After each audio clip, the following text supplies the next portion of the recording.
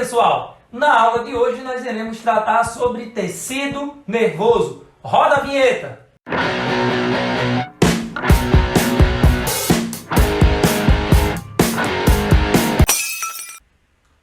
O tecido nervoso é responsável por transmissão de informações. É um tecido com alto grau de comunicação. Ele vai receber, vai processar, vai responder e armazenar informações.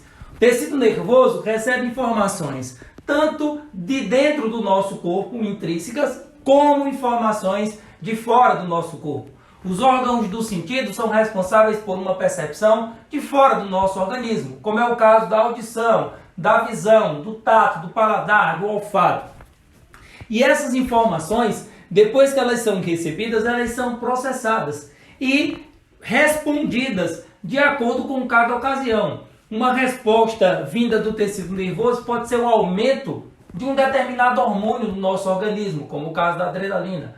Pode ser sentir fome, sentir sede, querer dormir, tá bom? Pode ser uma vontade que você tem de correr. Então, respostas do nosso organismo são processadas pelo tecido nervoso. Além disso, essas informações, elas vão gerar memória. Então, nós temos uma memória. O armazenamento de informações é uma memória. O cheiro de alguém, uma música que lembra a sua infância, talvez, tudo isso são informações que são, depois de processadas, armazenadas. Os principais componentes do tecido nervoso são os neurônios e as células da glia. Os neurônios são células responsáveis por toda essa transmissão de informações. Receber, enviar, processar informações. E são células extremamente especializadas. As células da glia são células de suporte. São células que vão estar diretamente associadas com o bom funcionamento dos neurônios, dando todo e qualquer suporte. Temos então aqui a representação de um neurônio.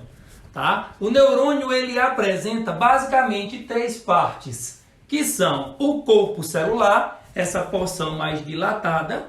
Tá? Nesse corpo celular nós encontramos o núcleo celular, as organelas citoplasmáticas e a parte do neurônio responsável por todo o metabolismo da célula, tá certo? Nós temos ainda os dendritos. Dendritos são esses prolongamentos que estão, tá, chegando com informações vinda do meio externo ou do meio interno de outros neurônios. São prolongamentos por meio do qual o impulso nervoso ele chega no neurônio, tá? O neurônio, então, ele apresenta um prolongamento maior e único, chamado de axônio. O axônio, ele é o prolongamento responsável pela transmissão do impulso nervoso saindo de um neurônio em direção a um outro neurônio, ou em direção a uma glândula, ou em direção ao tecido muscular. O axônio, ele apresenta um tamanho bem superior ao corpo celular, e apresenta ramificações no seu final. Isso não significa a presença de vários axônios, mas de apenas um que é ramificado. Em torno desse axônio, nós encontramos estruturas que são chamadas de bainha de mielina ou extrato mielínico.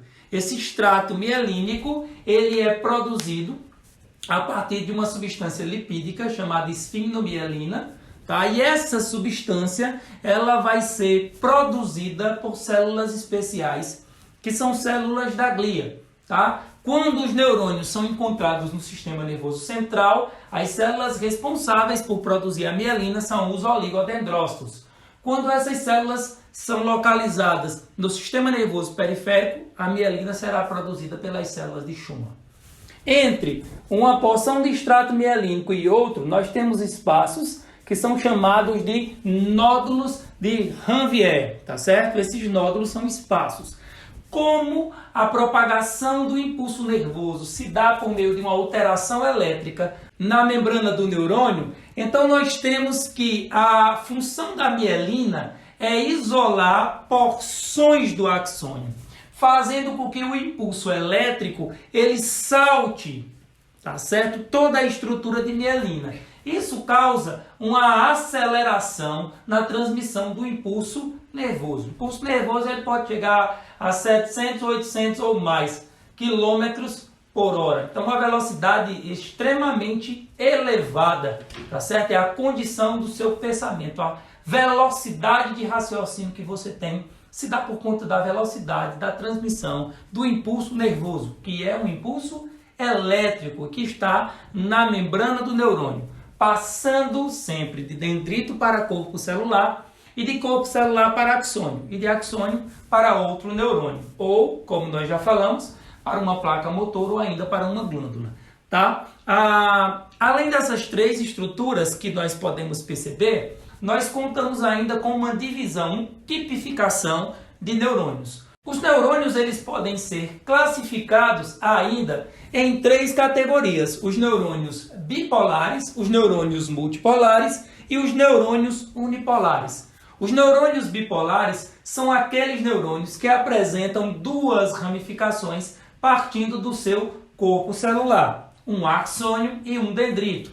Os neurônios multipolares, que são os que são encontrados em maior quantidade no nosso corpo, eles vão apresentar vários dendritos e apenas um axônio. E nós temos os neurônios pseudo-unipolares, que apesar de aparentar ter apenas um prolongamento partindo do neurônio, nesse único prolongamento você consegue destacar a chegada de informação por meio de dendrito e a saída por meio de axônio. Os neurônios ainda são classificados de três maneiras: os neurônios sensitivos, os neurônios motores e os interneurônios.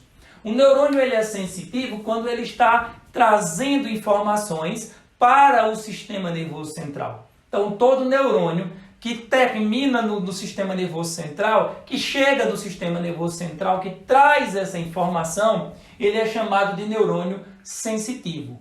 Os neurônios que levam a informação partindo do sistema nervoso central, eles são chamados de neurônios motores. E você tem os interneurônios, que são aqueles neurônios que vão fazer a conexão entre os neurônios sensitivos e os neurônios motores.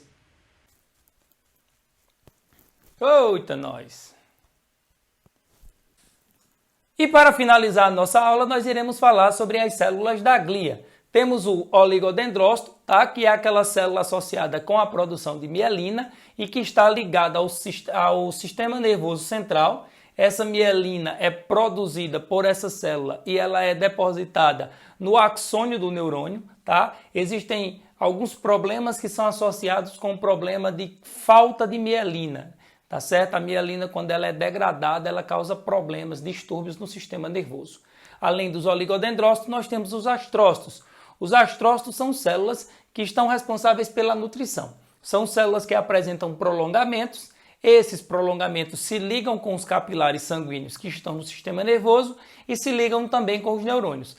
Então, a nutrição do neurônio é feita via astrócito. Nós temos ainda as micróglias, que das células da glia são as menores, e elas são associadas com o processo fagocitário. Então, resíduos celulares, partículas que estejam lá no sistema nervoso, elas podem ser fagocitadas e são feitas por meio das micróglias. Então, é uma célula associada com o processo de defesa. Nós temos ainda as células ependimárias. As células ependimárias, elas revestem as cavidades do encéfalo e da medula. São células que fazem parte do epitélio neural. Tá bom? E para finalizar, nós temos as células de Schumann. As células de Schumann têm a mesma função dos oligodendrócitos. No entanto, as células de Schumann, elas são encontradas no sistema nervoso periférico. Função: produção de mielina também. Tranquilo?